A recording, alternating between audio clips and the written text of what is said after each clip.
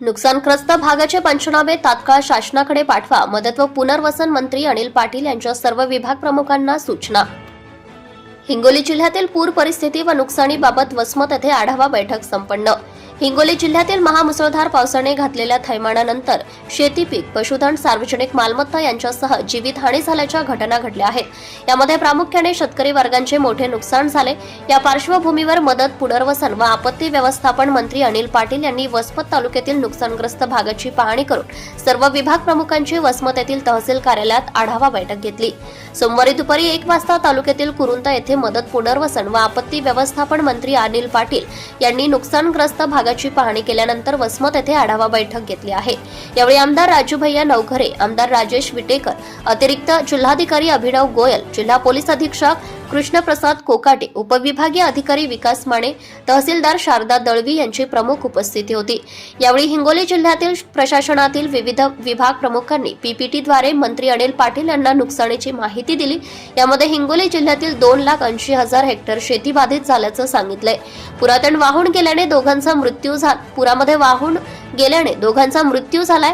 त्यामुळे त्यांच्या कुटुंबियांना प्रत्येकी 4 लाखांची मदत केली. त्याचबरोबर 199 पशुधनाचे नुकसान झाले, तर एकूण 156 घरात पाणी शिरल्याने नुकसान झाले आहे. सार्वजनिक मालमत्तेमध्ये 29 रस्ते व 42 पुलांचे नुकसान झाले आहे.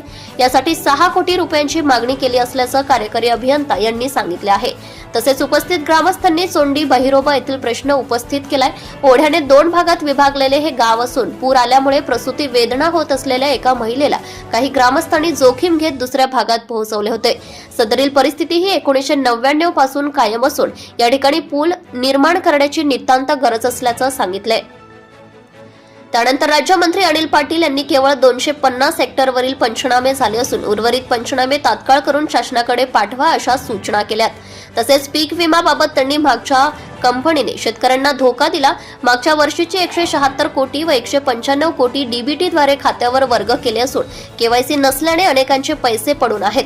त्यासाठी तात्काळ केवायसी करून घ्या असे मंत्री पाटील यांनी सांगितले.